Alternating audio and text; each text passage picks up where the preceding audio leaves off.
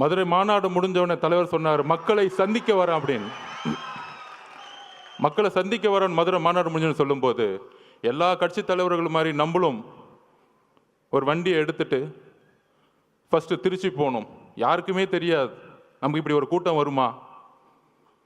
திருச்சி ஏர்போர்ட்லேருந்து அந்த 7 கிலோமீட்டர் கடக்கிறதுக்குள்ள 6 மணி நேரம் முடங்கியது திருச்சி.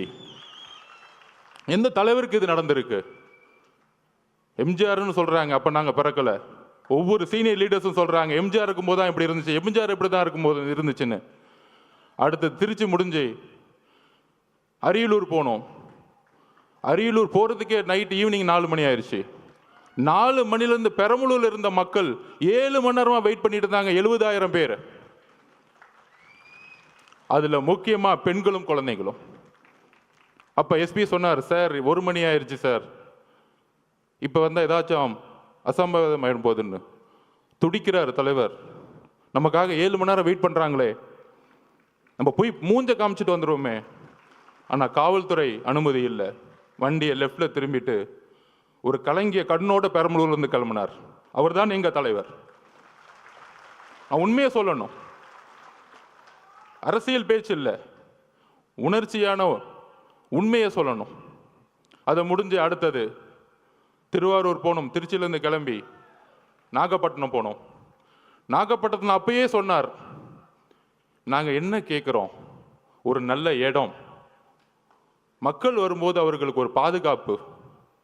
என்ன மிரட்டணும்னு நினைச்சீங்கன்னா அதுக்கு எப்படி பதில் கொடுக்குன்னு தெரியும். ஆனால் மக்களோட பாதுகாப்புக்கு நீங்கள் தான் பொறுப்பு. நாகப்பட்டினத்தில் பேசினார். அந்த பேச்சு இன்னைக்கும் நீங்கள் எடுத்து பார்க்கலாம். அதை முடிஞ்சு திருவாரூர் வந்தார். 3 கிலோமீட்டருக்கு 3 மணி நேரம் ஆச்சு. உங்களுடைய தந்தை பிறந்த ஊர். பெரிய பெரிய கட்சி தலைவர்களே திருவாரூருக்குள்ள போக மாட்டாங்க. ஆனா இந்த 50 வருஷ வரலாற்றை உடைச்சாரு திருவாரூர்ல. என்ன பெரிய கட்சி கட்டமைப்பு. நீங்க பெரிய பெரிய அமைச்சர்கள் சொல்லக்கூடியவங்கலாம் என்ன பெரிய பெரிய பெரிய இன்ஜினியரிங் காலேஜை கட்டிக்கிட்டு, பெரிய பெரிய மெடிக்கல் காலேஜை கட்டிக்கிட்டு 1000 கோடி ரூபாய் பணம் வச்சிருந்த பெரிய கட்டமைப்பா? மக்கள் அந்த கட்டமைப்பை தூக்கி எறிஞ்சிட்டாங்க. நீங்க உங்க முதலமைச்சர் வரதா இருந்தா நைட்டே போயிட்டு மகளிர் சுய உதவிக்குள்ள வந்து 10,000 பேர் காசு கொடுத்து கூட்டிட்டு வருவீங்க. உங்க துணை முதலமைச்சர் வந்தாருன்னா, கோயம்புத்தூர்ல வந்தாருன்னா, போக்குவரத்து துறையில இருந்து பஸ்ஸை கூட்டிட்டு வந்து மக்களை கூட்டிட்டு வந்துட்டு இருக்கீங்க. நாங்க மக்களை அப்படி கூட்டிட்டு வந்தோமா? எங்க தலைவரை பார்க்க வரல. தலைவர் இன்னைக்கு தமிழகத்திற்கு ஒரே நம்பிக்கை, அன்போட மக்கள் வந்துகிட்டு இருக்காங்க. அதை கூட உங்களுக்கு புரியல.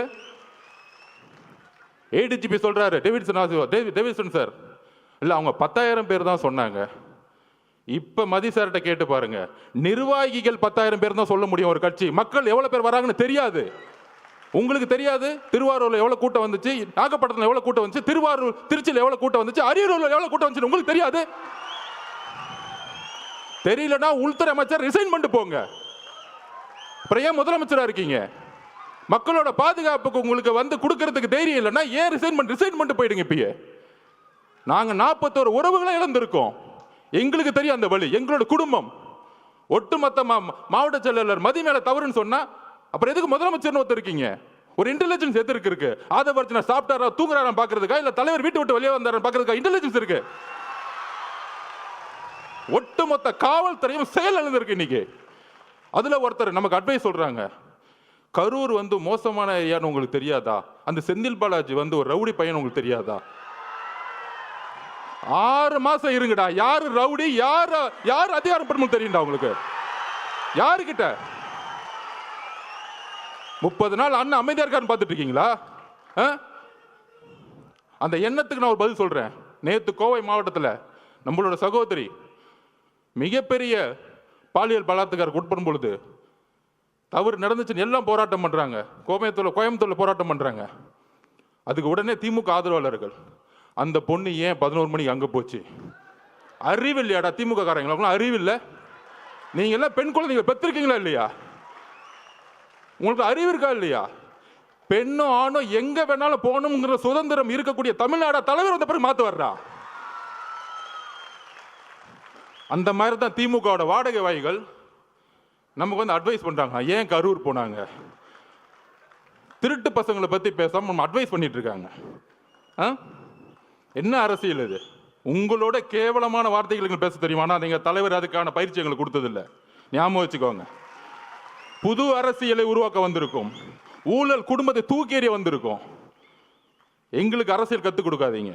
ஒட்டுமொத்த குடும்பமும் ஊழலை தவிர இன்னைக்கு எதுவுமே கிடையாது. என்ன எமோஷன்ஸ்! அன்னைக்கு அம்மா வந்திருக்காங்க, தலைவரோட அம்மா. 41 பேர் இறந்த பிறகு ஃபர்ஸ்ட் பெரிய குற்றச்சாட்டுகள். நம்ம வந்து பெரிய பெரிய அரசியல்வாதிகளாம் சொல்லுவாங்கல்ல,